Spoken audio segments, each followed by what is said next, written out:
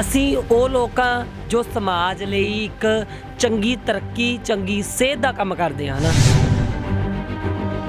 ਜੋ ਅੱਗੇ ਆਉਣੇ ਚਾਹੀਦੇ ਆ ਪੜ੍ਹੇ ਲਿਖੇ ਲੋਕ, ਇਹ ਦਾਵਾ ਇੱਕ ਹੱਦ ਤੱਕ ਠੀਕ ਹੈ।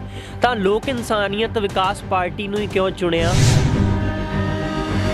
ਸਾਨੂੰ ਕਿੰਨਾ ਸਰਾਸਰ ਬੇਵਕੂਫ ਬਣਾਇਆ ਜਾਂਦਾ ਨਾ। ਕਦੇ ਅਕਾਲੀ ਬੀਜੇਪੀ ਨਾਲ ਗਠਨ ਕਰ ਲੈਂਦੇ ਨੇ, ਕਦੇ ਪਹਿਲਾਂ ਇਹਨਾਂ ਨੇ ਭਾਜਪਾ ਨਾਲ ਗਠਨ ਕੀਤਾ ਸੀਗਾ ਹਨਾ, ਹੁਣ ਕਾਂਗਰਸ ਨੇ ਭਾਜਪਾ ਨਾਲ ਕਰ ਲਿਆ। ਤੇ ਮੈਂ ਚਾਹੁੰਦੀ ਹਾਂ ਵਿਕਾਸ, ਜੇ ਵਿਕਾਸ ਕਰਨ ਲਈ ਮੈਨੂੰ ਕਾਂਗਰਸ 'ਚ ਵੀ ਜਾਣਾ ਪੈ ਗਿਆ ਜਾਂ ਅਕਾਲੀਆਂ 'ਚ ਵੀ ਜਾਣਾ ਪੈ ਗਿਆ ਤਾਂ ਮੈਂ ਬੇਸ਼ੱਕ ਜਾਊਂਗੀ। ਪਰ ਹੁਣੇ ਤਾਂ ਤੁਸੀਂ ਪਹਿਲਾਂ ਸ਼ੁਰੂ 'ਚ ਕਹਿ ਕੇ ਹਟੇ ਹੋ ਕਿ ਉਹਨਾਂ ਸਭ ਨੂੰ ਦੇਖ ਰਿਹਾ, ਕਦੇ ਕਿਸੇ ਨਾਲ ਗੱਠਬੰਧਨ, ਫਿਰ ਉਸ ਪਾਰਟੀ 'ਚ ਕਿਵੇਂ ਵਿਕਾਸ? ਪਰ ਮੈਂ ਤਾਂ ਇਹ ਕਹਿੰਦੀ ਹਾਂ ਤੁਸੀਂ ਲੋਕਾਂ ਦਾ ਹਾਲ ਦੇਖ ਚੁੱਕੇ ਹੋ। ਤੁਸੀਂ ਇੱਕ ਲੇਡੀਜ਼ ਦਾ ਰਾਜ ਵੀ ਦੇਖਿਆ, ਇੱਕ ਜੈਂਟਸ ਦਾ ਰਾਜ ਵੀ ਦੇਖਿਆ, ਹੁਣ ਇੱਕ ਥਰਡ ਜੈਂਡਰ ਨੂੰ ਮੌਕਾ ਦਿਓ। ਚੋਣ ਅਖਾੜਾ 2022 ਦਾ ਪੂਰਾ ਮਾਹੌਲ ਭਖ ਚੁੱਕਿਆ ਹੈ ਤੇ ਵੱਖ-ਵੱਖ ਥਾਵਾਂ ਦੇ ਉੱਤੋਂ ਕੁਝ ਪਾਰਟੀਆਂ ਦੇ ਉਮੀਦਵਾਰਾਂ ਦੇ ਐਲਾਨ ਵੀ ਹੋ ਚੁੱਕੇ ਨੇ, ਆਜ਼ਾਦ ਉਮੀਦਵਾਰ ਵੀ ਨੇ। ਪਰ ਪਟਿਆਲੇ ਦੀ ਗੱਲ ਕਰੀਏ ਤਾਂ ਇੱਕ ਅਜਿਹੇ ਸ਼ਖਸ ਜੋ ਚੋਣ ਮੈਦਾਨ ਵਿੱਚ ਉਤਰਨ ਜਾ ਰਹੇ ਨੇ, ਜਸਲੀਨ ਪਟਿਆਲਾ ਸਾਡੇ ਨਾਲ ਨੇ। ਉਹਨਾਂ ਤੋਂ ਜਾਣਦੇ ਹਾਂ ਕਿ ਉਹ ਕਿਹੜੀ ਪਾਰਟੀ ਦੇ ਵੱਲੋਂ ਔਰ ਕੀ ਸੋਚ ਕੇ ਚੋਣ ਲੜਨ ਜਾ ਰਹੇ ਨੇ, ਕਿਉਂਕਿ ਕੈਪਟਨ ਅਮਰਿੰਦਰ ਸਿੰਘ ਇੱਕ ਹੋਣਗੇ ਔਰ ਦੂਜੇ ਪਾਸੇ ਪਟਿਆਲਾ ਸ਼ਹਿਰੀ ਤੇ ਦਿਹਾਤੀ 2 ਸੀਟਾਂ ਪੈਂਦੀਆਂ ਨੇ। ਇਹਨਾਂ ਦਾ ਦਾਅਵਾ ਕਿ ਦੋਵਾਂ ਸੀਟਾਂ ਤੋਂ ਚੋਣਾਂ ਲੜਨਗੇ। ਸਭ ਤੋਂ ਪਹਿਲਾਂ ਜਸਲੀਨ ਜੀ, ਮੈਂ ਤੁਹਾਡੇ ਤੋਂ ਇਹੀ ਜਾਣਨਾ ਚਾਹੁੰਦਾ ਕਿ ਚੋਣਾਂ ਲੜਨਾ ਜ਼ਰੂਰੀ ਕਿਉਂ ਹੈ ਤੁਹਾਡੇ ਲਈ? ਦੇਖੋ, ਮੈਂ ਦੱਸਣਾ ਚਾਹੁੰਦੀ ਹਾਂ ਕਿ ਜਿਹੜਾ ਮੇਰਾ ਸਮਾਜ ਆ ਨਾ, ਉਹ ਹਮੇਸ਼ਾ ਇੱਕ ਸ਼ੁਭ ਕਾਮਨਾ ਕਰਦਾ ਰਹਿੰਦਾ ਸਮਾਜ ਲਈ। ਅਸੀਂ ਉਹ ਲੋਕਾਂ ਜੋ ਸਮਾਜ ਲਈ ਇੱਕ ਚੰਗੀ ਤਰੱਕੀ ਚੰਗੀ ਸਿਹਤ ਦਾ ਕੰਮ ਕਰਦੇ ਹਾਂ ਨਾ, ਖੁਸ਼ੀਆਂ ਵੰਡਦੇ ਹਾਂ, ਖੁਸ਼ੀਆਂ ਦੇ ਪਰੌਣੇ ਕਿਹਾ ਜਾਂਦਾ ਹੈ। ਅਤੇ ਮੈਂ ਚਾਹੁੰਦੀ ਹਾਂ ਨਾ ਕਿ ਮੇਰੀ ਸਮਾਜ ਵਿੱਚ ਕੁਛ ਪੜ੍ਹੇ ਲਿਖੇ ਲੋਕ ਨੇ, ਪਰ ਉਹ ਕੁਛ ਕਾਰਨ ਕਰਕੇ ਅੱਗੇ ਨਹੀਂ ਆ ਪਾਉਂਦੇ। ਅਤੇ ਮੈਂ ਚਾਹੁੰਦੀ ਹਾਂ ਕਿ ਨਾ ਉਹ ਵੀ ਅੱਗੇ ਆਉਣ। ਇਸ ਨੂੰ ਹੀ ਮੱਦੇ ਨਜ਼ਰ ਰੱਖਦੇ ਹੋਏ ਮੈਂ ਅੱਗੇ ਵੱਧ ਰਹੀ ਹਾਂ। ਤੁਸੀਂ ਜਿਹੜਾ ਇਹ ਕੋਈ ਸੋਚਿਆ ਕਿ ਜੋ ਨਹੀਂ ਹੋ ਰਿਹਾ ਉਹ ਤੁਸੀਂ ਕਰੋਗੇ, ਜੋ ਅੱਗੇ ਆਉਣੇ ਚਾਹੀਦੇ ਆ ਪੜ੍ਹੇ ਲਿਖੇ ਲੋਕ, ਇਹ ਦਾਵਾ ਇੱਕ ਹੱਦ ਤੱਕ ਠੀਕ ਹੈ। ਤਾਂ ਲੋਕ ਇਨਸਾਨੀਅਤ ਵਿਕਾਸ ਪਾਰਟੀ ਨੂੰ ਹੀ ਕਿਉਂ ਚੁਣਿਆ? ਇਸ ਪਾਰਟੀ ਦੇ ਪਿਛੋਕੜ ਬਾਰੇ ਵੀ ਮੈਂ ਜਾਣਨਾ ਚਾਹੁੰਦਾ ਕਿ ਕਦੋਂ ਹੋਂਦ ਵਿੱਚ ਆਈ ਹੈ ਪਾਰਟੀ? ਦੇਖੋ, ਇਹ ਪਾਰਟੀ ਮੈਂ ਚਾਹੁੰਦੀ ਸੀ ਕਿ ਮੇਰੀ ਇੱਕ ਵੱਖਰੀ ਪਾਰਟੀ ਹੋਵੇ, ਕਿਉਂਕਿ ਕਾਂਗਰਸ, ਅਕਾਲੀ ਜਾਂ ਬੀਜੇਪੀ ਜਾਂ ਭਾਜਪਾ, ਇਹ ਸਾਰੀਆਂ ਪਾਰਟੀਆਂ ਦੇ ਲੋਕ ਰੰਗ ਵੇਖ ਚੁੱਕੇ ਨੇ। ਤੇ ਹੁਣ ਤੱਕ ਦੇਖੋ ਸਾਨੂੰ ਕਿੰਨਾ ਸਰਾਸਰ ਬੇਵਕੂਫ ਬਣਾਇਆ ਜਾਂਦਾ ਨਾ। ਕਦੇ ਅਕਾਲੀ ਬੀਜੇਪੀ ਨਾਲ ਗਠਨ ਕਰ ਲੈਂਦੇ ਨੇ, ਕਦੇ ਪਹਿਲਾਂ ਇਹਨਾਂ ਨੇ ਭਾਜਪਾ ਨਾਲ ਗਠਨ ਕੀਤਾ ਸੀਗਾ ਹਨਾ, ਹੁਣ ਕਾਂਗਰਸ ਨੇ ਭਾਜਪਾ ਨਾਲ ਕਰ ਲਿਆ ਹਨਾ। ਤਾਂ ਇਹ ਸਾਨੂੰ ਸਰਾਸਰ ਸਾਡੇ ਜਿਹੜਾ ਮਾਈਂਡ ਆਫ ਕੰਸਨਟ੍ਰੇਸ਼ਨ ਨਹੀਂ ਹੋਣ ਦਿੰਦੇ। ਸਾਡਾ ਦਿਮਾਗ ਆ ਜਿਹੜਾ ਉਹ ਸਹੀ ਢੰਗ ਨਾਲ ਕੰਮ ਕਰੇ, ਸਾਡਾ ਦਿਮਾਗ ਨੂੰ ਹੋਰ ਪਾਸੇ ਲਾ ਲੈਂਦੇ ਨੇ। ਨਵੀਆਂ ਨਵੀਆਂ ਗੱਲਾਂ, ਇਹ ਮੰਤਰੀਆਂ ਦੇ ਨਵੇਂ ਨਵੇਂ ਦਾਅਵੇ, ਨਵੇਂ ਨਵੇਂ ਕਾਰਨਾਮੇ ਸਾਡੇ ਅੱਗੇ ਆਉਂਦੇ ਰਹਿੰਦੇ ਨੇ ਨਾ, ਵੀ ਅਸੀਂ ਤਾਂ ਆਹ ਕਰ ਦਾਂਗੇ ਜੀ, ਅਸੀਂ ਉਹ ਕਰ ਦਾਂਗੇ, ਅਸੀਂ ਤੁਹਾਡੇ ਲਈ ਇਹ ਕੀਤਾ ਉਹ ਕੀਤਾ। ਕੁਛ ਨਹੀਂ ਹੈਗਾ ਇਹ। ਤਾਂ ਇਹਨਾਂ ਸਾਰੀਆਂ ਗੱਲਾਂ ਤੋਂ ਇੱਕ ਵੱਖਰੀ ਸੋਚ ਨੂੰ ਲੈ ਕੇ ਮੈਂ ਸੋਚਿਆ ਮੈਂ ਇੱਕ ਆਪਣੀ ਵੱਖਰੀ ਪਾਰਟੀ ਬਣਾਉਂਗੀ, ਕਿਉਂਕਿ ਮੈਂ ਇਹ ਦਾਅਵਾ 2019 'ਚ ਕਰ ਚੁੱਕੀ ਸੀ, ਤਾਂ ਮੈਨੂੰ ਪਾਰਟੀ ਬਣਾਉਣੀ ਪਈ। ਤਾਂ ਪਾਰਟੀ ਬਣਾ ਕੇ ਹੁਣ ਚੋਣ ਮੈਦਾਨ ਵਿੱਚ ਤਾਂ ਨਿਤਰਨ ਜਾ ਰਹੇ ਹੋ, ਪਰ ਪਾਰਟੀ ਇੱਕ ਹੋਰ ਵੀ ਬਣੀ ਹੈ। ਤੁਸੀਂ ਕਿਸਾਨੀ ਮੋਰਚੇ ਵਿੱਚ ਦਿੱਲੀ ਵੀ ਗਏ, ਉੱਥੋਂ ਤਕਰੀਰਾਂ ਵੀ ਕੀਤੀਆਂ, ਤਾਂ SSM ਨਾਲ ਕੋਈ ਗੱਲਬਾਤ ਨਹੀਂ ਹੋਈ ਜਾਂ ਕਿਸੇ ਹੋਰ ਰਾਜਨੀਤਿਕ ਪਾਰਟੀ 'ਚ ਨਹੀਂ ਲੱਗਿਆ ਕਿ ਜਿਹੜੀਆਂ ਨਵੀਆਂ ਆ ਰਹੀਆਂ ਨੇ ਚੋਣ ਮੈਦਾਨ ਦੇ ਵਿੱਚ, ਕਿ ਉਹਨਾਂ ਦੇ ਨਾਲ ਵੀ ਤਾਲਮੇਲ ਕੀਤਾ ਜਾਵੇ? ਦੇਖੋ, ਸਮਾਂ ਬੜਾ ਬਲਵਾਨ ਹੈ ਹਨਾ। ਮੈਂ ਕੁਛ ਗੱਲਾਂ ਦਾ ਦਾਅਵਾ ਨਹੀਂ ਕਰ ਸਕਦੀ। ਕੀ ਪਤਾ ਮੇਰੀ ਸੀਟ ਕੱਢਣ ਤੋਂ ਬਾਅਦ ਮੈਨੂੰ ਕਿਸਾਨਾਂ ਦੀ ਕਿਸੇ ਪਾਰਟੀ ਨਾਲ ਸੰਬੰਧ ਰੱਖਣ, ਮਤਲਬ ਕਿ ਗਠਬੰਧਨ ਕਰਨਾ ਪੈ ਸਕਦਾ ਹੈ। ਕਿਉਂਕਿ ਦੇਖੋ, ਮੈਂ ਸਿੱਧੀ ਜੀ ਗੱਲ ਇੱਕ ਸਪਸ਼ਟ ਕਰ ਰਹੀ ਹਾਂ ਵੀ ਦੇਖੋ, ਮੈਂ ਚਾਹੁੰਦੀ ਹਾਂ ਲੋਕਾਂ ਦਾ ਭਲਾ, ਤੇ ਮੈਂ ਚਾਹੁੰਦੀ ਹਾਂ ਵਿਕਾਸ। ਜੇ ਵਿਕਾਸ ਕਰਨ ਲਈ ਮੈਨੂੰ ਕਾਂਗਰਸ 'ਚ ਵੀ ਜਾਣਾ ਪੈ ਗਿਆ ਜਾਂ ਅਕਾਲੀਆਂ 'ਚ ਵੀ ਜਾਣਾ ਪੈ ਗਿਆ ਤਾਂ ਮੈਂ ਬੇਸ਼ੱਕ ਜਾਊਂਗੀ, ਪਰ ਮੈਂ ਤਾਂ ਮੇਰੇ ਹਲਕੇ ਦਾ ਵਿਕਾਸ ਚਾਹੁੰਦੀ ਹਾਂ ਨਾ। ਪਰ ਹੁਣੇ ਤਾਂ ਤੁਸੀਂ ਪਹਿਲਾਂ ਸ਼ੁਰੂ 'ਚ ਕਹਿ ਕੇ ਹਟੇ ਹੋ ਕਿ ਉਹਨਾਂ ਸਭ ਨੂੰ ਦੇਖ ਰਿਹਾ, ਕਦੇ ਕਿਸੇ ਨਾਲ ਗੱਠਬੰਧਨ, ਫਿਰ ਉਸ ਪਾਰਟੀ 'ਚ ਕਿਵੇਂ ਵਿਕਾਸ ਕਰੋਗੇ? ਬਿਲਕੁਲ ਜੀ, ਬਿਲਕੁਲ ਮੈਂ ਇਹੀ ਗੱਲ ਦਾ ਤੁਹਾਨੂੰ ਜਵਾਬ ਦੇ ਰਹੀ ਹਾਂ। ਦੇਖੋ, ਇਹਨਾਂ ਨੇ ਬੇਸ਼ੱਕ ਨਹੀਂ ਕੁਝ ਕੀਤਾ, ਮੈਂ ਇਕੱਲੀ ਨਹੀਂ ਕੁਝ ਕਰ ਪਾਊਂਗੀ ਨਾ ਹਨਾ। ਦੇਖੋ, ਪੈਸਾ ਤਾਂ ਜਿਹਦੀ ਸਰਕਾਰ ਬਣੂਗੀ, ਪੈਸਾ ਤਾਂ ਉਹਦੇ ਤੋਂ ਹੀ ਲੈਣਾ ਪੈਣਾ ਮਿੱਠੇ ਹੋ ਕੇ, ਤੇ ਮੈਨੂੰ ਤਾਂ ਮੇਰੇ ਹਲਕੇ ਦੇ ਕੰਮ ਹੋਣੇ ਚਾਹੀਦੇ ਨੇ ਨਾ ਜੀ। ਪਾਰਟੀ ਕੋਈ ਮਾਇਨੇ ਨਹੀਂ ਰੱਖਦੀ, ਬਿਲਕੁਲ ਨਹੀਂ ਰੱਖਦੀ, ਕੰਮ ਹੋਣੇ ਚਾਹੀਦੇ ਨੇ। ਦੇਖੋ, ਮੈਂ ਸਰਕਾਰ ਨੂੰ ਕੋਈ ਮਾਇਨਾ ਨਹੀਂ ਦਿੰਦੀ ਹੈਗੀ, ਪਰ ਮੈਂ ਤਾਂ ਚਾਹੁੰਦੀ ਹਾਂ ਲੋਕਾਂ ਦੇ ਕੰਮ ਕਰਕੇ ਦਿਓ ਯਾਰ, ਜੋ ਕੰਮ ਅੱਜ ਤੱਕ ਨਹੀਂ ਹੋਏ ਉਹ ਕਰਕੇ ਦੇ ਦਿਓ। ਪਰ ਇਸ ਗੱਲ ਤੋਂ ਤਾਂ ਲੋਕ ਵੀ ਤੁਹਾਨੂੰ ਸ਼ੱਕ ਦੀ ਨਜ਼ਰ ਨਾਲ ਵੇਖਣਗੇ ਕਿ ਆਪਣੇ ਆਪ ਨੂੰ ਚਮਕਾਉਣ ਲਈ, ਆਪਣੇ ਆਪ ਨੂੰ ਕਾਬਜ਼ ਕਰਨ ਦੇ ਲਈ, ਵਿਕਾਸ ਦੇ ਨਾਂ ਦੇ ਉੱਤੇ ਕਿਸੇ ਵੀ ਪਾਰਟੀ ਵਿੱਚ ਜਾਣ ਨੂੰ ਜੇ ਜਸਲੀਨ ਪਟਿਆਲਾ ਤਿਆਰ ਹੈ ਤਾਂ ਲੋਕ ਯਕੀਨ ਕਿਵੇਂ ਕਰਨ? ਦੇਖੋ, ਮੈਂ ਨਹੀਂ ਕਹਿੰਦੀ ਮੈਨੂੰ ਅੱਜ ਹੀ ਜਿਤਾਓ, ਮੈਂ ਨਹੀਂ ਕਹਿੰਦੀ ਹੈ ਕਿ ਮੈਨੂੰ ਵੋਟਾਂ ਪਾ ਕੇ ਜਿਤਾਓ, ਪਰ ਮੈਂ ਤਾਂ ਇਹ ਕਹਿੰਦੀ ਆ ਤੁਸੀਂ ਲੋਕਾਂ ਦਾ ਹਾਲ ਦੇਖ ਚੁੱਕੇ ਹੋ। ਤੁਸੀਂ ਇੱਕ ਲੇਡੀਜ਼ ਦਾ ਰਾਜ ਵੀ ਦੇਖਿਆ, ਇੱਕ ਜੈਂਟਸ ਦਾ ਰਾਜ ਵੀ ਦੇਖਿਆ, ਹੁਣ ਇੱਕ ਥਰਡ ਜੈਂਡਰ ਨੂੰ ਮੌਕਾ ਦਿਓ। ਕੀ ਪਤਾ ਮੈਂ ਇਹਨਾਂ ਤੋਂ ਕੁਝ ਵੱਖਰਾ ਹੀ ਕਰਾਂ। ਹੋ ਸਕਦਾ ਨਾ, ਤਾਂ ਕਲਪਨਾ ਆਉਣ ਵਾਲੇ ਸਮੇਂ ਦੀ, ਇਹਦੇ ਬਾਰੇ ਫਿਊਚਰ ਬਾਰੇ ਥੋੜੀ ਕਹਿ ਸਕਦੇ ਆ, ਕੀ ਪਤਾ ਮੈਂ ਇਹਨਾਂ ਤੋਂ ਨਹੀਂ ਵਧੀਆ ਕਰ ਸਕਦੀ ਹੋਊਂਗੀ। ਪਰ ਜਿਹੜੀ ਮੇਰੀ ਕੋਸ਼ਿਸ਼ ਆ ਉਹ ਇੱਕ ਪੋਜ਼ਿਟਿਵਿਟੀ ਨੂੰ ਲੈ ਕੇ ਆ ਵੀ ਹਾਂ ਯਾਰ ਮੈਂ ਕੁਝ ਵੱਖਰਾ ਕਰਨਾ ਹੈ, ਕਿਉਂਕਿ ਦੈਟਸ ਇਟ। ਮੇਰੇ ਕੋਈ ਬੱਚਾ ਨਹੀਂ, ਮੇਰਾ ਕੋਈ ਹਸਬੈਂਡ ਨਹੀਂ ਹੈਗਾ, ਮੈਂ ਤਾਂ ਕੁਝ ਵੱਖਰੀ ਸੋਚ ਨੂੰ ਲੈ ਕੇ ਚੱਲਦੀ ਰਹਿੰਦੀ ਆ। ਪਰ ਪਟਿਆਲੇ ਦੇ ਲੋਕ ਹੀ ਨਹੀਂ, ਪੂਰੇ ਪੰਜਾਬ ਦੇ ਲੋਕ ਹੀ ਸਾਰੀ ਉਮਰ ਤਜਰਬੇ ਹੀ ਕਰਦੇ ਰਹਿਣਗੇ ਕਿ ਅੱਜ ਇਸ ਨੂੰ ਅਜਮਾ ਲਈਏ, ਕੱਲ ਉਸ ਨੂੰ ਅਜਮਾ ਲਾਂਗੇ। ਇਸੇ ਤਰ੍ਹਾਂ ਤਾਂ ਫਿਰ ਜ਼ਿੰਦਗੀ ਸਾਰੀ ਲੰਘ ਜਾਣੀ ਲੋਕਾਂ ਦੀ। ਦੇਖੋ ਤਜਰਬਾ ਹੀ ਜ਼ਿੰਦਗੀ ਹੈ ਜੀ, ਤਜਰਬਿਆਂ ਨਾਲ ਹੀ ਜ਼ਿੰਦਗੀ ਹੁਣ ਤੱਕ ਪਰ ਉਹ ਇੱਥੇ ਤੱਕ ਤਜਰਬੇ 'ਚ ਲੋਕਾਂ ਨੂੰ ਠੋਕਰਾਂ ਬਹੁਤ ਮਿਲੀਆਂ ਨਾ, ਧੋਖੇ ਬਹੁਤ ਖਾ ਲਏ ਲੋਕਾਂ ਨੇ। ਬਿਲਕੁਲ ਜੀ ਬਿਲਕੁਲ, ਮੈਂ ਤਾਂ ਆਪ ਹੀ ਕਹਿੰਨੀ ਆ। ਦੇਖੋ ਕਿਸੇ ਨਾ ਕਿਸੇ ਦੀ ਸਰਕਾਰ ਤਾਂ ਬਣਾਉਣੀ ਪੈਣੀ ਆ। ਦੇਖੋ ਮੈਂ ਨਹੀਂ ਅੱਗੇ ਆਉਂਗੀ, ਕੋਈ ਹੋਰ ਅੱਗੇ ਜਿੱਤ ਕੇ ਅੱਗੇ ਆਊਗਾ, ਕੋਈ ਨਾ ਕੋਈ ਤਾਂ ਅੱਗੇ ਆਊਗਾ ਹੀ ਨਾ ਜੀ। ਤਜਰਬੇ ਤਾਂ ਚੱਲਦੇ ਨੇ। ਦੇਖੋ ਸਰਕਾਰਾਂ ਜਦੋਂ ਤੋਂ ਦੇਸ਼ ਆਜ਼ਾਦ ਹੋਇਆ ਤਦ ਤੋਂ ਹੀ ਸਰਕਾਰਾਂ ਬਣਦੀਆਂ ਆ ਰਹੀਆਂ ਨੇ, ਜਦ ਤੋਂ ਹੀ ਅਸੀਂ ਕੰਮ ਕਰਦੇ ਹਾਂ, ਤੇ ਸਾਡੇ ਬਜ਼ੁਰਗਾਂ ਨੇ ਵੀ ਤਜਰਬੇ ਕੀਤੇ ਤਾਂ ਚੱਲਦੇ ਰਹਿਣੇ ਨੇ। ਤਾਂ ਜਸਲੀਨ ਪਟਿਆਲਾ ਦੇ ਲਈ ਪਟਿਆਲਾ ਹੀ ਕਿਉਂ ਜ਼ਰੂਰੀ ਹੈ? ਇੱਕ ਪਾਸੇ ਕੈਪਟਨ ਅਮਰਿੰਦਰ ਸਿੰਘ ਹੋਣਗੇ, ਹਾਲਾਂਕਿ ਕਾਂਗਰਸ ਤੋਂ ਬਾਹਰ ਆ ਗਏ, ਭਾਜਪਾ ਨਾਲ ਹੱਥ ਮਿਲ ਗਿਆ। ਇੱਕ ਪਾਸੇ ਅਕਾਲੀਆਂ ਦੇ ਉਮੀਦਵਾਰ ਮੈਦਾਨ 'ਚ ਨੇ, ਆਮ ਆਦਮੀ ਪਾਰਟੀ ਵੀ ਹੈ। ਇਹ ਸਾਰੀਆਂ ਪਾਰਟੀਆਂ ਨੂੰ ਜਸਲੀਨ ਪਟਿਆਲਾ ਕਿਵੇਂ ਦੇਖਦੀ ਹੈ, ਖਾਸ ਕਰਕੇ ਪਟਿਆਲੇ ਦੀ ਗੱਲ ਕਰੀਏ ਤਾਂ?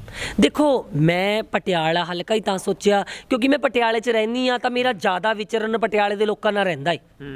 ਤਾਂ ਮੈਂ ਜ਼ਿਆਦਾ ਵਿਚਰਦੀ ਪਟਿਆਲੇ ਦੇ ਲੋਕਾਂ ਨਾਲ, ਮੇਰਾ ਉਵੇਂ ਦੀ ਉਹਨਾਂ ਨਾਲ ਡੀਲਿੰਗਸ ਬਣੀਆਂ ਹੋਈਆਂ ਨੇ। ਜਾਂ ਮੈਂ ਹਮੇਸ਼ਾ ਨਾ ਕਿਸਾਨ ਮੋਰਚੇ ਨੂੰ ਲੈ ਕੇ ਹੋ ਗਿਆ, ਜਾਂ ਹੁਣ ਟੀਚਰਸ ਯੂਨੀਅਨ ਦਾ ਚੱਲਦਾ ਰਹਿੰਦਾ ਸੰਘਰਸ਼, ਕਿਉਂਕਿ ਪਟਿਆਲਾ ਪਹਿਲਾਂ ਸੀਐਮ ਸਿਟੀ ਰਿਹਾ ਤੇ ਮੈਂ ਧਰਨਿਆਂ 'ਚ ਸ਼ਮੂਲੀਅਤ ਕਰਦੀ ਰਹਿੰਦੀ ਸੀ, ਚਾਹੇ ਉਹ ਮੈਡੀਕਲ ਲਾਈਨਸ ਦੇ ਨਾਲ ਹੋ ਗਿਆ। ਤੁਸੀਂ ਦੇਖਿਆ ਪਿੱਛੇ ਜੇ ਸਾਡਾ ਇੱਕ ਕਿਰਨਾਂ ਨੂੰ ਲੈ ਕੇ ਵਿਵਾਦ ਹੋਇਆ, ਸਾਡੇ ਡੇਰੇ ਤੇ ਹਮਲਾ ਹੋਇਆ, ਉਹਦੇ ਵਿੱਚ ਵੀ ਮੈਂ ਬਹੁਤ ਅੱਗੇ ਤੱਕ ਵਧੀ ਆ ਨਾ, ਧਰਨੇ ਲੱਗੇ, ਰੋਸ ਪ੍ਰਦਰਸ਼ਨ ਕੀਤਾ। ਤਾਂ ਮੇਰਾ ਪਟਿਆਲਾ ਮੇਰੀ ਸਿਟੀ ਆ, ਮੈਂ ਸ਼ਹਿਰ ਦੀ ਜੰਮਪਲ ਆ। ਪਰ ਇਸ ਸ਼ਹਿਰ ਦੇ ਜੰਮਪਲ ਅਮਰਿੰਦਰ ਸਿੰਘ ਕੈਪਟਨ ਕਹਿ ਰਹੇ ਨੇ ਕਿ ਮੈਂ ਇੱਥੋਂ ਕਿਤੇ ਨਹੀਂ ਜਾਣਾ, ਕਿਉਂਕਿ ਉਹਨਾਂ ਨੂੰ ਵੀ ਚੈਲੰਜ ਹੋਏ ਆਪਣੇ ਵਿਰੋਧੀਆਂ ਵੱਲੋਂ, ਕਹਿੰਦੇ ਕਿਤੇ ਨਹੀਂ ਜਾਣਾ। ਫਿਰ ਉਹਨਾਂ ਦੀ ਕਾਰਗੁਜ਼ਾਰੀ ਨੂੰ ਪਹਿਲਾਂ ਤੇ ਹੁਣ ਕਿਵੇਂ ਜਿਹੜਾ ਕਰੋਗੇ, ਉਹਨਾਂ ਨੂੰ ਮੱਥਾ ਲੱਗੂਗਾ? ਦੇਖੋ ਕੈਪਟਨ ਅਮਰਿੰਦਰ ਸਿੰਘ ਮੇਰੇ ਇੱਕ ਦਾਦੇ ਸਮਾਨ ਨੇ, ਹਨਾ, ਮੈਂ ਉਹਨਾਂ ਦਾ ਇੱਕ ਸਤਿਕਾਰ ਕਰਦੀ ਆ। ਸਿਆਣੇ ਨੇ, ਸੂਝਵਾਨ ਨੇ, ਉਹਨਾਂ ਨੇ ਇੱਕ ਫੌਜ ਦੀ ਜੌਬ ਵੀ ਕੀਤੀ। ਸਭ ਤੋਂ ਪਹਿਲੀ ਵਾਰ ਉਹ ਚੋਣ ਹਾਰ ਗਏ ਸੀ, ਕਿੱਡਾ ਵੱਡਾ ਤਜਰਬਾ ਹੈ। ਇਹ ਤਾਂ ਚੋਣ ਮੈਦਾਨ ਆ ਜੀ, ਇੱਥੇ ਤਾਂ ਸਭ ਨੇ ਹੀ ਲੜਨਾ ਹੈ। ਜਿਹਨੇ ਹੁਣ ਦੇਖੋ ਮੈਂ ਤਾਂ ਫੇਰ ਇੱਕ ਪਾਰਟੀ ਨਾਲ ਲੜ ਰਹੀ ਹਾਂ, ਕਿੰਨੇ ਹੀ ਉਮੀਦਵਾਰ ਆਜ਼ਾਦ ਲੜਨਗੇ?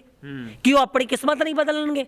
ਕਿ ਉਹ ਆਪਣੇ ਅੰਦਰ ਇੱਕ ਨੈਗੇਟਿਵਿਟੀ ਲੈ ਕੇ ਚੱਲਣਗੇ? ਨਹੀਂ, ਇੱਕ ਪੋਜ਼ਿਟਿਵਿਟੀ ਹੁੰਦੀ ਆ ਸਾਰਿਆਂ ਦੇ ਅੰਦਰ। ਇਹੀ ਚੱਲ ਰਿਹਾ ਕਿ ਮੈਂ ਜਿੱਤਣਾ, ਪਰ ਜਿੱਤੂਗਾ ਤਾਂ ਇੱਕ ਇਨਸਾਨ ਨਾ। ਐਮਐਲਏ ਤਾਂ ਇੱਕ ਹਲਕੇ ਚੋਂ ਇੱਕ ਨਹੀਂ ਬਣਨਾ ਨਾ। ਤਾਂ ਦੇਖੋ ਇਹ ਤਾਂ ਕਿਸਮਤ ਆ ਸਭ ਨੂੰ। ਦੇਖੋ ਜਿਹਦਾ ਦਿਲ ਕਰਦਾ, ਮੈਂ ਤਾਂ ਕਹਿੰਦੀ ਉਹਨੂੰ ਜਮਾਉਣੀ ਚਾਹੀਦੀ ਆ। ਅਸੀਂ ਜਦੋਂ ਪਟਿਆਲੇ ਦੇ ਲੋਕਾਂ ਨਾਲ ਗੱਲਬਾਤ ਕੀਤੀ, ਤੁਹਾਡੇ ਬਾਰੇ ਵੀ ਜਾਣਿਆ ਕਿ ਉਹ ਵੀ ਸੁਣਨ ਚ ਆਇਆ ਇੱਥੋਂ ਇਲੈਕਸ਼ਨ ਲੜ ਰਹੇ ਨੇ, ਤਾਂ ਕੁਝ ਲੋਕ ਵਿੱਚੋਂ ਮਜ਼ਾਕ ਉਡਾ ਰਹੇ ਸੀ, ਕਹਿੰਦੇ ਕਿ ਇਹਨਾਂ ਨਾਮ ਚਮਕਾਉਣ ਵਾਲੀ ਗੱਲ ਕਰਕੇ ਕੋਈ ਵੀ ਚੋਣਾਂ ਲੜਨ ਪੈ ਜਾਂਦਾ। ਦੇਖੋ ਕੋਈ ਗੱਲ ਨਹੀਂ, ਦੇਖੋ ਕਹਿੰਦੇ ਕਿੰਤੂ ਪਰੰਤੂ ਕਰਨ ਵਾਲੇ ਲੋਕਾਂ ਨੇ ਕਿੰਤੂ ਪਰੰਤੂ ਕਰਦੇ ਹੀ ਰਹਿਣਾ। ਇੱਕ ਕਹਾਵਤ ਹੈ ਹਿੰਦੀ ਦੀ, ਉਂਗਲੀ ਉਠਾਣੇ ਵਾਲੇ ਉਂਗਲੀ ਉਠਾਤੇ ਹੀ ਰਹੇਂਗੇ।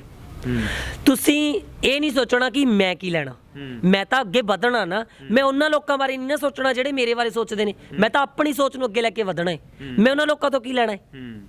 ਤਾਂ ਜਿਵੇਂ ਤੁਸੀਂ ਕਿਹਾ ਕਿ ਬਾਕੀਆਂ ਨੇ ਬੋਲਣ ਵਾਲਿਆਂ ਨੇ ਬੋਲਣਾ ਹੈ, ਅਸੀਂ ਆਪਣਾ ਕੰਮ ਕਰਨਾ ਹੈ। ਤੁਹਾਡੇ ਏਜੰਡੇ ਤੇ ਪੰਜਾਬ ਲਈ ਸਭ ਤੋਂ ਵੱਡਾ ਕੰਮ ਕਿਹੜਾ ਲੱਗਦਾ ਕਿ ਪੰਜਾਬ 'ਚ ਹੁਣ ਤੱਕ ਹੋਇਆ ਹੀ ਨਹੀਂ ਜਿਹੜਾ ਮੈਂ ਕਰਨਾ? ਦੇਖੋ ਬਹੁਤ, ਮੈਂ ਤਾਂ ਇਹਨਾਂ ਤੇ ਕੰਮ ਹੀ ਕਰ ਦੂੰਗੀ ਜੋ ਇਹਨਾਂ ਸਰਕਾਰਾਂ ਨੇ ਕੰਮ ਕਹੇ ਨਾ। ਦੇਖੋ ਮੈਨੂੰ ਕੋਈ ਆਪਣਾ ਮੈਨੀਫੈਸਟੋ ਜਾਰੀ ਕਰਨ ਦੀ ਕੋਈ ਲੋੜ ਨਹੀਂ, ਕਿਉਂਕਿ ਆਲਰੇਡੀ ਇਹਨਾਂ ਨੇ ਮੈਨੀਫੈਸਟੋ ਜਾਰੀ ਕੀਤੇ ਹੁੰਦੇ ਨੇ। ਮੈਂ ਤਾਂ ਇਹਨਾਂ ਦਾ ਇੱਕ ਮੈਨੀਫੈਸਟੋ ਚੱਕ ਲੂੰਗੀ, ਕਿਉਂਕਿ ਮੈਂ ਤਾਂ ਕੰਮ ਕਰਨਾ ਨਾ, ਮੈਂ ਕੋਈ ਪਖੰਡ ਨਹੀਂ ਕਰਨਾ, ਮੈਂ ਤਾਂ ਕੰਮ ਕਰਨਾ। ਤਾਂ ਮੈਂ ਇਹਨਾਂ ਦਾ ਇੱਕ ਮੈਨੀਫੈਸਟੋ ਚੱਕ ਲੂੰਗੀ। ਤੁਹਾਡੇ ਹਿਸਾਬ ਨਾਲ ਸਿਆਸਤ 'ਚ ਪਖੰਡ ਹੁਣ ਤੱਕ ਕਰ ਕੌਣ ਰਿਹਾ? ਸਾਰੇ ਪਖੰਡ ਕੀਤੇ ਨੇ ਜੀ ਹੁਣ ਤੱਕ। ਕੀਤਾ ਹੀ ਕੰਮ ਕਿਹੜਾ ਇਹਨਾਂ ਨੇ, ਸਿਆਸਤਦਾਨਾਂ ਨੇ। ਚਾਹੇ ਉਹ ਕਿਸੇ ਵੀ ਸਰਕਾਰ ਨੂੰ ਲੈ ਕੇ, ਚਾਹੇ ਅਕਾਲੀਆਂ ਦੀ ਸਰਕਾਰ ਰਹੀ, ਚਾਹੇ ਕਾਂਗਰਸ ਦੀ ਸਰਕਾਰ ਰਹੀ, ਇਹਨਾਂ ਨੇ ਤਾਂ ਸਿਰਫ ਸਰਾਸਰ ਪਖੰਡ ਹੀ ਕੀਤਾ। ਕਦੇ ਸਾਨੂੰ ਕਾਸੇ ਦੇ ਨਾਮ ਤੇ ਬੇਵਕੂਫ ਬਣਾਤਾ, ਕਦੇ ਕਹਿੰਦੇ ਜੀ ਅਸੀਂ ਤੁਹਾਡੇ 'ਚ ਪਾਣੀ ਵਾਲੀਆਂ ਬੱਸਾਂ ਚਲਾ ਦਾਂਗੇ। ਕਿਹੜੀ ਬੱਸ ਪਾਣੀ ਵਾਲੀ ਚੱਲੀ ਸੀਗੀ? ਉਹ ਇੱਕ ਘੜੂਕਾ ਲਿਜਾ ਕੇ ਕਰੋੜਾਂ ਰੁਪਈਆ ਬਰਬਾਦ ਕਰਤਾ। ਕੁਛ ਟਾਈਮ ਲਈ ਦੇਖੋ ਟਿੱਪਣੀਆਂ ਕਰਦਿਆਂ ਸੀ ਨਾ, ਕਿਸਾਨੀ ਸੰਘਰਸ਼ ਹੋਇਆ, ਇੰਨੇ ਕਿਸਾਨਾਂ ਨੇ ਸ਼ਹੀਦੀਆਂ ਪ੍ਰਾਪਤ ਕਰ ਲਈਆਂ, ਕਿਹਦੇ ਕਿਸਾਨਾਂ ਦੇ ਪਰਿਵਾਰ ਨੂੰ ਮੁਆਵਜ਼ਾ ਮਿਲਿਆ? ਕਿਹੜੇ ਬੱਚੇ ਨੂੰ ਜਾ ਕੇ ਇਹਨਾਂ ਨੇ ਨੌਕਰੀ? ਸਰਕਾਰ ਕਹਿੰਦੀ ਐ ਅਸੀਂ ਚੈੱਕ ਵੰਡੇ ਆ, ਮੁਆਵਜ਼ਾ ਦਿੱਤਾ। ਬਿਲਕੁਲ, ਦੇਖੋ ਤੁਸੀਂ ਸਾਡੇ ਮੌਜੂਦਾ ਜਿਹੜੇ ਸੀਗੇ ਉਹ ਸੀਐਮ ਚੰਨੀ ਸੀਗੇ, ਮੁੱਖ ਮੰਤਰੀ, ਉਹਨਾਂ ਨੇ ਖੁਦ ਇੱਕ ਦਿਨ ਇਹ ਬਿਆਨ ਦਿੱਤਾ ਵੀ ਯਾਰ ਪੋਸਟਰ ਤੁਸੀਂ ਕੋਈ ਖੰਭਾ ਨਹੀਂ ਛੱਡਿਆ, ਕੋਈ ਪੰਜਾਬ ਰੋਡਵੇਜ਼ ਦੀ ਬੱਸ ਨਹੀਂ ਛੱਡੀ ਜਿੱਥੇ ਮੇਰਾ ਬੋਰਡ ਨਾ ਲੱਗਿਆ ਹੋਵੇ। ਪਰ ਫਾਈਲ ਤਾਂ ਅਜੇ ਰਾਜਪਾਲ ਜੀ ਕੋਲ ਵੀ ਨਾ ਪਹੁੰਚੀ, ਸਾਈਨ ਹੀ ਨਾ ਹੋਏ। ਉਹਨਾਂ ਨੇ ਖੁਦ ਇਹ ਗੱਲ ਨੂੰ ਐਕਸੈਪਟ ਕੀਤਾ, ਮੰਨਿਆ ਤੇ ਇੱਕ ਇੰਟਰਵਿਊ ਦੇ ਵਿੱਚ ਵੀ ਕਿਹਾ ਇਹ ਗੱਲ ਕਿ 36,000 ਮੁਲਾਜ਼ਮਾਂ ਦੀ ਜਿਹੜੀ ਗੱਲ ਸੀਗੀ ਨਾ ਉਹ ਸਿਰਫ ਐਵੇਂ ਹੀ ਸੀਗੀ, ਕੋਈ ਪੱਕੇ ਹੋਣ ਦੀ ਗੱਲ ਹੀ ਨਹੀਂ ਹੋਈ ਹੈਗੀ। ਕਿਉਂਕਿ ਅਸੀਂ ਤਾਂ ਕੋਸ਼ਿਸ਼ ਕੀਤੀ ਪਰ ਰਾਜਪੁਰ ਕੋਲ ਜਾ ਕੇ ਫਾਈਲ ਰੁਕ ਗਈ। ਬਿਲਕੁਲ ਬਿਲਕੁਲ, ਦੇਖੋ ਇਹ ਪਖੰਡ ਨਹੀਂ ਤਾਂ ਹੋਰ ਕੀ ਹੈ ਜੀ, ਇਹ ਪਖੰਡ ਨਹੀਂ ਤਾਂ ਹੋਰ ਕੀ ਹੈ, ਸਰਾਸਰ ਬੇਵਕੂਫ ਨਹੀਂ ਬਣਾਇਆ ਜਾ ਰਿਹਾ, ਹੋਰ ਕੀ ਸੀ ਇਹ। ਜਿਵੇਂ ਤੁਸੀਂ ਕਹਿ ਰਹੇ ਹੋ ਕਿ ਜਿਹੜੀਆਂ ਪਹਿਲਾਂ ਸੱਤਾ ਦੇ ਵਿੱਚ ਰਹੀਆਂ ਪਾਰਟੀਆਂ ਪੰਜਾਬ ਦੇ ਵਿੱਚ, ਚਾਹੇ ਸ਼੍ਰੋਮਣੀ ਅਕਾਲੀ ਦਲ ਤੇ ਭਾਜਪਾ ਦਾ ਗੱਠਜੋੜ ਹੋਵੇ, ਕਾਂਗਰਸ ਦਾ ਕਿਸੇ ਪਾਰਟੀ ਨਾਲ ਗੱਠਜੋੜ ਹੋਵੇ ਜਾਂ ਹੋਰ ਵੀ ਹੋਣ, ਮੇਨਲੀ ਪਾਰਟੀਆਂ ਇਹ ਦੋ ਸੱਤਾ 'ਚ ਰਹੀਆਂ। ਹੁਣ ਆਮ ਆਦਮੀ ਪਾਰਟੀ ਵੀ ਤੁਹਾਡੇ ਵਾਂਗ ਹੀ ਉਹਨਾਂ ਦਾ ਏਜੰਡਾ ਹੈ, ਉਹ ਕਹਿੰਦੇ ਜੋ ਉਹਨਾਂ ਤੋਂ ਨਹੀਂ ਹੋਇਆ ਅਸੀਂ ਕਰਾਂਗੇ, ਸਾਰੇ ਮਾਫੀਆ ਖਤਮ ਕਰਾਂਗੇ, ਔਰਤਾਂ ਦੇ ਖਾਤਿਆਂ ਦੇ ਵਿੱਚ 1000 ਰੁਪਈਆ ਪਾਵਾਂਗੇ, ਹੋਰ ਬਹੁਤ ਕੁਝ ਕਹਿ ਰਹੇ ਹੋ। ਡਾਕਟਰ ਬਲਬੀਰ ਗਾਂਧੀ ਨੂੰ ਧਰਮਵੀਰ ਗਾਂਧੀ ਨੂੰ ਸੌਰੀ, ਇਹਨਾਂ ਨੇ ਪਹਿਲਾਂ ਐਮਪੀ ਚੁਣਿਆ ਸੀਗਾ, ਜਦੋਂ ਪਹਿਲਾਂ ਇਲੈਕਸ਼ਨਸ ਹੋਈਆਂ ਨਾ, ਉਦੋਂ ਉਹਨਾਂ ਨੇ ਕੋਈ ਵੋਟ ਨਹੀਂ ਮੰਗੀ, ਪਰ ਇੱਕ ਆਮ ਆਦਮੀ ਦੀ ਹਵਾ ਸੀਗੀ, ਉਹ ਹਵਾ ਨਾਲ ਹੀ ਜਿੱਤ ਗਏ ਵੀ ਭਾਈ ਝਾੜੂ ਨੂੰ ਵੋਟ ਪਾਉਣੀ ਆ, ਝਾੜੂ ਨੂੰ ਵੋਟ ਪਾਉਣੀ ਆ, ਝਾੜੂ ਨੂੰ ਪਾਉਣੀ ਆ। ਤਾਂ ਕੀ ਧਰਮਵੀਰ ਗਾਂਧੀ ਜੀ ਜਾ ਕੇ ਦਿੱਲੀ ਬੋਲੇ ਸਾਡੇ ਹੱਕਾਂ ਲਈ ਕਿੰਨਾ ਕੁ ਅੱਗੇ ਆਏ ਧਰਮਵੀਰ ਗਾਂਧੀ? ਜਿਨ੍ਹਾਂ ਲੋਕਾਂ ਨੇ ਉਹਨਾਂ ਦਾ ਚੋਣ ਪ੍ਰਚਾਰ ਕੀਤਾ, ਜਿਹੜੇ ਉਹਨਾਂ ਦੇ ਲੋਕ ਖਾਸ ਸੀਗੇ ਨਾ, ਜਿਨ੍ਹਾਂ ਲੋਕਾਂ ਨੇ ਉਹਨਾਂ ਲਈ, ਹੁਣ ਦੇਖੋ ਜਿਹੜੇ ਬੰਦੇ ਵੋਟਾਂ ਲਈ ਵੋਟਾਂ ਮੰਗਣ ਜਾਂਦੇ ਨੇ, ਕਮ ਸੇ ਕਮ ਉਹਨੂੰ ਤਾਂ ਉਹਨਾਂ ਲਈ ਕੁਝ ਕਰਨਾ ਚਾਹੀਦਾ। ਉਹ ਦਾਅਵਾ ਕਰਦੇ ਆ ਕਰਨ ਦਾ, ਪਰ ਉਹ ਤਾਂ ਖੁਦ ਹੀ ਆਮ ਆਦਮੀ ਪਾਰਟੀ 'ਚ ਬਾਹਰ ਹੋ ਗਏ। ਬਿਲਕੁਲ, ਦੇਖੋ ਉਹੀ ਤਾਂ ਗੱਲ ਆ ਨਾ, ਫਿਰ ਤੁਸੀਂ ਆਮ ਆਦਮੀ ਪਾਰਟੀ ਦਾ ਵਜੂਦ ਦੇਖ ਹੀ ਸਕਦੇ ਹੋ ਨਾ ਵੀ ਕਿੱਡਾ ਕੁ ਹੋ ਸਕਦਾ ਹੈ, ਕਿੱਡਾ ਕੁ ਸਟੈਂਡ ਆਮ ਆਦਮੀ ਪਾਰਟੀ ਦਾ। ਉਹ ਕਹਿੰਦੇ ਅਸੀਂ ਵਿਰੋਧੀ ਧਿਰ ਵਜੋਂ ਉੱਭਰ ਕੇ ਆਏ ਸੀ ਪੰਜਾਬ 'ਚ। ਬਿਲਕੁਲ ਜੀ ਬਿਲਕੁਲ, ਆਮ ਆਦਮੀ ਪਾਰਟੀ ਦੇ ਜਿਹੜੀ ਇਹਨਾਂ ਨੇ ਪਿੱਛੇ ਇੱਕ ਸੂਚੀ ਜਾਰੀ ਕੀਤੀ, ਉਹ 'ਚੋਂ ਕਿੰਨੇ ਮੇਰੇ ਖਿਆਲ ਨਾਲ 20 ਦੇ ਕਰੀਬ ਕੈਂਡੀਡੇਟ ਉਹ ਨੇ ਜਿਹੜੇ ਕੋਈ ਅਕਾਲੀਆਂ ਚੋਂ ਆ ਗਏ, ਕੋਈ ਕਾਂਗਰਸ ਚੋਂ ਪਹਿਲਾਂ ਸੀਟ ਜਿੱਤੀ ਹੋਈ ਹਾਰੀ ਹੋਈ ਹੈ ਕਿਸੇ ਨੇ ਭਾਜਪਾ ਚੋਂ, ਕਿਸੇ ਨੇ ਕਿਹਦੇ ਨਾਮ ਉਹ ਦੂਜੇ ਬੀਜੇਪੀ ਵਾਲਿਆਂ ਚੋਂ, ਕੋਈ ਨਾ ਕੋਈ ਉਹਨਾਂ ਨੇ ਇਹੋ ਜਿਹਾ ਨੇਤਾ ਲਿੱਤਾ ਹੈ ਜਿਹਦਾ ਬੈਕਗਰਾਉਂਡ ਕਿਸੇ ਪਾਰਟੀ ਨਾਲ ਆ। ਜਿਹੜੀਆਂ ਚੋਣ ਪਾਰਟੀਆਂ ਨੇ ਜਿਹੜੀਆਂ 2022 ਦੀਆਂ ਚੋਣਾਂ ਤੋਂ ਪਹਿਲਾਂ ਫ੍ਰੀ ਦੇਣ ਦੀਆਂ ਗੱਲਾਂ ਕਰਦੇ ਆ, ਤੁਹਾਨੂੰ ਉਹ ਜੱਚਦੀ ਹੈ ਗੱਲ ਕਿ ਇਸੇ ਤਰ੍ਹਾਂ ਹੋਣਾ ਚਾਹੀਦਾ ਜਾਂ ਕੋਈ ਹੋਰ ਹੋਣਾ ਚਾਹੀਦਾ ਬਦਲ? ਬਿਲਕੁਲ ਦੈਟਸ ਰੋਂਗ, ਮੈਂ ਤਾਂ ਇਹ ਗੱਲਾਂ ਨੂੰ ਬਹੁਤ ਗਲਤ ਮੰਨਦੀ ਹਾਂ ਵੀ ਅਸੀਂ ਤੁਹਾਨੂੰ ਫੋਨ ਦੇਵਾਂਗੇ ਜੀ, ਅਸੀਂ ਤੁਹਾਨੂੰ ਲੈਪਟਾਪ ਦੇਵਾਂਗੇ, ਅਸੀਂ ਕੁਝ ਨਹੀਂ ਲੈਣਾ। ਮੈਂ ਤਾਂ ਕਹਿੰਦੀ ਹਾਂ ਸਾਡਾ ਹੱਕ ਇੱਥੇ ਰੱਖ, ਸਿਰਫ ਸਾਨੂੰ ਸਾਡੇ ਹੱਕ ਦਿਓ। ਨੌਜਵਾਨੀ ਮੇਰੀ ਰੁਲਦੀ ਫਿਰਦੀ ਆ, ਹੁਣੀ ਪਿੱਛੇ ਜੇ ਇੱਕ ਪੁਲਿਸ ਦੀਆਂ ਭਰਤੀਆਂ ਹੋਈਆਂ ਨਾ, ਉਹਨੂੰ ਲੈ ਕੇ ਉਹਨਾਂ ਨੇ ਕੀ ਕੀਤਾ, ਜਿਨ੍ਹਾਂ ਦੇ 40% ਮੈਰਿਟ ਸੀ ਉਹਨਾਂ ਨੂੰ ਚੱਕ ਕੇ ਭਰਤੀ ਕਰ ਲਿਆ, 70% ਨੂੰ ਛੱਡਤਾ, ਜਿਹਦੇ ਤੋਂ ਬਾਅਦ ਨੌਜਵਾਨਾਂ ਨੇ, ਬੱਚਿਆਂ ਨੇ ਧਰਨੇ ਲਾਏ, ਕੁਝ ਵੀ ਨਹੀਂ ਹੋਇਆ ਹੈਗਾ। ਫਾਈਲ ਵੀ ਮਾਰ ਕੀਤੀ, ਕੋਰਟ ਕੇਸ ਹੋ ਗਿਆ, ਕੀ ਹੋਇਆ? ਸਾਨੂੰ ਕੀ ਲੋੜ ਸੀ ਇਹਨਾਂ ਚੀਜ਼ਾਂ ਦੀ? ਸਾਨੂੰ ਤਾਂ ਜਿਹੜੇ ਨੌਜਵਾਨ ਸੀ, ਜਿਹੜੇ ਬੱਚਿਆਂ ਨੇ ਟੈਸਟ ਪਾਸ ਕੀਤਾ, ਜਿਨ੍ਹਾਂ ਨੇ ਭਰਤੀ ਲਈ, ਜਿਹੜੇ ਤੜਕੇ ਸਾਜਰੇ ਉੱਠ ਕੇ ਜਿਨ੍ਹਾਂ ਨੇ ਆਪਣੇ ਸਰੀਰ ਨੂੰ ਭਰਤੀ ਦੇ ਕਾਬਿਲ ਬਣਾਇਆ, ਉਹਨਾਂ ਨੂੰ ਭਰਤੀ ਕਰ ਲੈਂਦੇ, ਉਹ ਵੀ ਨਹੀਂ ਕੀਤਾ ਇਹਨਾਂ ਨੇ। ਇਹ ਤਾਂ 1 ਮਿੰਟ 'ਚ ਹੱਲ ਹੈ। ਦੇਖੋ ਸਰਕਾਰ ਆ ਜਿਹੜੀ, ਉਹ ਕਿਸੇ ਦੀ ਨਹੀਂ ਸੁਣਦੀ, 1 ਮਿੰਟ 'ਚ ਕਹਿ ਦਿੰਦੀ ਆ ਕੋਵਿਡ ਦੇ ਨਾਮ ਤੇ ਅਸੀਂ ਤੁਹਾਡੀ 1 ਦਿਨ ਦੀ ਤਨਖਾਹ ਕੱਟ ਲਈ। ਕੀ ਮੁਲਾਜ਼ਮਾਂ ਨੇ ਕਿੰਨਾ ਕਰੌਲਾ ਪਾ ਲਿਆ? ਕੁਝ ਵੀ ਨਹੀਂ ਕਰ ਸਕਦੇ ਮੁਲਾਜ਼ਮ ਕੀ ਕਰ ਲੈਂਦੇ ਨੇ ਵਿਚਾਰੇ? ਮੁਲਾਜ਼ਮਾਂ ਨੂੰ ਤਾਂ ਆਪਣੀ ਨੌਕਰੀ ਦਾ ਖਤਰਾ ਹੋ ਜਾਂਦਾ ਹੈ। TADA ਕਦੇ ਕਹਿੰਦੇ ਨੇ 7ਵਾਂ ਪੇ ਕਮਿਸ਼ਨ ਲਾਗੂ ਕਰ ਦਿੰਦੇ ਨੇ, 1 ਮਿੰਟ ਬਾਅਦ ਪਤਾ ਲੱਗਦਾ ਹੈ ਵੀ ਸਿਰਫ ਉਹ ਕਾਗਜ਼ਾਂ 'ਚ ਲਾਗੂ ਹੁੰਦਾ, ਸਾਨੂੰ ਤਾਂ ਲੱਗਿਆ ਹੀ ਨਹੀਂ ਉਹ ਪੇ ਕਮਿਸ਼ਨ। ਕਹਿ ਦਿੰਦੇ ਨੇ ਜੀ ਤੁਹਾਨੂੰ ਅਸੀਂ ਬਣਦਾ ਮਾਣ ਭੱਤਾ ਇੰਨਾ ਦੇਵਾਂਗੇ। ਦੇਖੋ ਕੋਵਿਡ ਹੈ ਸੀ ਚਾਹੇ ਨਹੀਂ ਸੀ, ਇਸ ਗੱਲ ਨੂੰ ਬਾਅਦ 'ਚ ਮੰਨਦੀ ਹਾਂ। ਜਦੋਂ ਪ੍ਰੋਪਰ ਲਾਕਡਾਊਨ ਲਾਇਆ ਇਹਨਾਂ ਨੇ, ਪੂਰਾ ਲਾਕਡਾਊਨ ਲੱਗ ਗਿਆ, ਤਾਂ ਸਾਡੇ ਨੌਜਵਾਨ ਜਿਹੜੇ ਪੰਜਾਬ ਪੁਲਿਸ 'ਚ, ਤਾਂ ਜਾਂ ਸਾਡੇ ਜਿਹੜੇ ਮੈਡੀਕਲ ਲਾਈਨ ਦੇ ਕਾਮੇ ਨੇ, ਸਿਹਤ ਕਰਮਚਾਰੀ ਸੀ, ਉਹਨਾਂ ਨੇ ਪਹਿਲੀ ਲਾਈਨ 'ਚ ਖੜ ਕੇ ਕੰਮ ਕੀਤਾ। ਕਿ ਸਰਕਾਰ ਨੇ ਕਦੋਂ ਪੰਜਾਬ ਪੁਲਿਸ ਦੇ ਨੌਜਵਾਨਾਂ ਨੂੰ, ਜਾਂ ਨੌਜਵਾਨ ਜਿਹੜੇ ਕੰਮ ਕਰਦੇ ਨੇ ਪੰਜਾਬ ਪੁਲਿਸ ਦੇ ਜਵਾਨ, ਉਹਨਾਂ ਨੂੰ ਕਦ ਕਹਿਤਾ ਵੀ ਤੁਹਾਨੂੰ ਇੰਨੇ % ਵੱਧ ਦੇਵਾਂਗੇ ਤਨਖਾਹ, ਜਾਂ ਤੁਹਾਨੂੰ ਇੱਕ ਤਨਖਾਹ ਐਕਸਟਰਾ ਹੀ ਦਿੱਤੀ ਜਾ ਰਹੀ ਆ? ਕਦ ਦਿੱਤਾ ਸਰਕਾਰ ਨੇ? ਉਲਟਾ ਉਹਨਾਂ ਦੀ ਤਨਖਾਹ 1 ਦਿਨ ਦੀ ਕੱਟ ਲਈ ਵੀ ਕੋਵਿਡ ਦਾ ਜੀ ਉਹ ਫੰਡ ਹੈ ਜੀ ਇਹ। ਜਸਲੀਨ ਜੀ, ਪੰਜਾਬ ਵਿੱਚ ਸਮੱਸਿਆਵਾਂ ਬਹੁਤ ਨੇ, ਹੱਲ ਕੋਈ ਨਹੀਂ ਦੱਸਦਾ, ਤੁਹਾਨੂੰ ਕੀ ਲੱਗਦਾ ਕਿ ਹੱਲ ਕੀ ਹੋਣਾ ਚਾਹੀਦਾ? ਦੇਖੋ ਜੇਕਰ ਮੈਂ ਸਕੂਲਾਂ ਦੀ ਗੱਲ ਕਰਾਂ ਨਾ, 2 ਸਾਲ ਦੇ ਕਰੀਬ ਸਮਾਂ ਹੋ ਗਿਆ ਸਕੂਲ ਬੰਦ ਪਏ ਨੇ ਨਾ, ਪਰ ਸਰਕਾਰ ਨੇ ਸਕੂਲਾਂ ਨੂੰ ਪੇਂਟ ਕਰਵਾਤਾ, ਬਾਹਰੋਂ ਬਾਹਰ ਫੁੱਲ ਬੂਟੀਆਂ ਲਵਾਤੀਆਂ, ਬਾਹਰ ਵੀ ਲਿਖਵਾਤਾ ਵੀ ਸਮਾਰਟ ਸਕੂਲ, ਪਰ ਬੱਚੇ ਸਾਡੇ ਪੜ੍ਹ ਨਹੀਂ ਰਹੇ। ਮੈਂ ਕਿਹੋ ਜਿਹੇ ਸਮਾਜ ਦੀ ਕਲਪਨਾ ਕਰਦੀ ਹਾਂ ਨਾ, ਜਿਹਦੇ ਵਿੱਚ ਕਿਤੇ ਨਾ ਜਿਹੜੀ ਸਾਡੀ ਨੌਜਵਾਨੀ ਆ ਨਾ ਤਾਂ ਸਾਨੂੰ ਪੜ੍ਹਾਈ ਪੂਰੀ ਮਿਲ ਰਹੀ ਆ, ਜੇ ਬੱਚੇ ਪੜ੍ਹ ਵੀ ਜਾਣਗੇ ਤਾਂ ਨੌਕਰੀਆਂ ਨਹੀਂ ਹੈਗੀਆਂ, ਤੇ ਫਿਰ ਸਾਡੇ ਬੱਚੇ ਨਸ਼ਿਆਂ ਵੱਲ, ਸਾਡਾ ਬੱਚਿਆਂ ਦਾ ਰੁਝਾਨ ਵੱਧ ਜਾਂਦਾ ਹੈ, ਕਿਉਂਕਿ ਵਿਹਲਾ ਮਨ ਸ਼ੈਤਾਨ ਦਾ ਘਰ ਬਣ ਜਾਂਦਾ ਹੈ। ਪਰ ਕਿਹਾ ਜਾਂਦਾ ਪੰਜਾਬ ਨੂੰ ਬਦਨਾਮ ਐਵੇਂ ਕੀਤਾ ਜਾਂਦਾ, ਨਸ਼ਾ ਹੈ ਨਹੀਂ ਪੰਜਾਬ 'ਚ। ਕਿਉਂ ਨਹੀਂ ਹੈ? ਕਿਉਂਕਿ ਦੇਖੋ ਬੇਰੁਜ਼ਗਾਰੀ ਸਭ ਤੋਂ ਵੱਧ ਵੱਡਾ ਕਾਰਨ ਹੈ ਨਸ਼ਿਆਂ ਦਾ। ਜਿਹੜੇ ਨੌਜਵਾਨ ਬੇਰੁਜ਼ਗਾਰ ਨੇ, ਦਿਮਾਗ ਤੇ ਡਿਪਰੈਸ਼ਨ ਦੇ ਮਰੀਜ਼ ਬਣ ਜਾਂਦੇ ਨੇ, ਫਿਰ ਉਹਨਾਂ ਨੂੰ ਨਾ ਚਾਹੁੰਦੇ ਹੋਏ ਵੀ ਨਸ਼ਿਆਂ ਦਾ ਸਹਾਰਾ ਲੈਣਾ ਪੈਂਦਾ ਹੈ। ਫਿਰ ਸਾਡੇ ਕਿਹਦਾ ਨਾਮ ਸਮਾਜ ਵਿੱਚ ਤਾਂ ਹੀ ਤਾਂ ਗਾਣੇ ਵੀ ਇਹੋ ਜਿਹੇ ਆ ਗਏ। ਕਿਹੇ ਜਿਹੇ ਗਾਣੇ? ਮਿੱਤਰਾ ਤੈਨੂੰ ਕੈਦ ਬੋਲ ਲਗੀ, ਕੇਸ ਪਿਆ ਚਿੱਟੇ ਦਾ ਮਿੱਤਰਾ ਤੈਨੂੰ ਕੈਦ ਬੋਲ ਗਈ, ਕੇਸ ਪਿਆ ਚਿੱਟੇ ਦਾ ਮਿੱਤਰਾ ਤੈਨੂੰ ਕੈਦ ਬੋਲ ਗਈ। ਹੈ ਤਾਂ ਇਹ ਕਟਾਕਸ਼ ਤੰਜ ਕੱਸਿਆ ਜਾਂਦਾ, ਪਰ ਇਹਨੂੰ ਸੈਲੀਬ੍ਰੇਟ ਵੀ ਉਸ ਤਰੀਕੇ ਨਾਲ ਕੀਤਾ ਜਾਂਦਾ ਵੀ ਬੜੀ ਮਾਣ ਵਾਲੀ ਗੱਲ ਹੈ ਕਿਤੇ। ਦੇਖੋ ਮਾਣ ਵਾਲੀ ਗੱਲ ਨਹੀਂ ਹੈਗੀ ਇਹ ਤਾਂ ਇੱਕ ਕਹਿ ਲਓ ਕਿ ਇੱਕ ਨੌਜਵਾਨੀ ਨੂੰ ਕਿਹਾ ਗਿਆ ਨਾ ਵੀ ਯਾਰ ਵੀ ਜੋ ਨੌਜਵਾਨੀ ਨੂੰ ਇੱਕ ਵਧੀਆ ਕੰਮ ਕਰਨਾ ਚਾਹੀਦਾ ਸੀ, ਰੁਜ਼ਗਾਰ ਹੁੰਦਾ ਜੇ ਨੌਜਵਾਨਾਂ ਕੋਲ ਤਾਂ ਨੌਜਵਾਨ ਅੱਗੇ ਵੱਧਦੇ। ਸਾਡਾ ਪੰਜਾਬ ਹੈ ਜਿਹੜਾ ਉਹ ਚਮਕਦਾ, ਪਰ ਇਹ ਪਿੱਛੇ ਨੂੰ ਆ ਰਿਹਾ ਹੈ।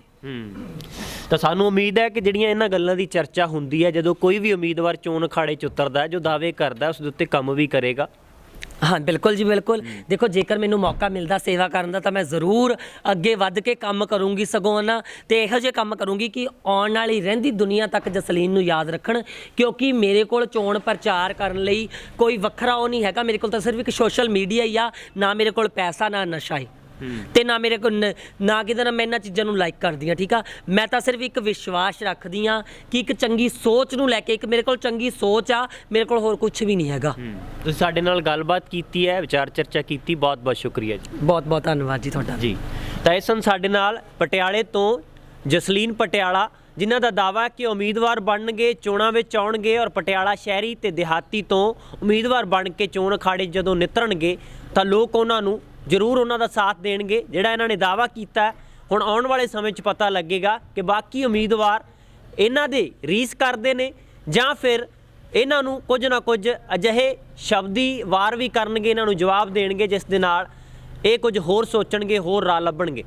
ਸਾਥੀ ਕੈਮਰਾਮੈਨ ਵਿਕਾਸ ਦੇ ਨਾਲ ਸੰਦੀਪ ਲਾਦੂਕਾ, ਦਾ ਸਮਰ ਨਿਊਜ਼, ਪਟਿਆਲਾ।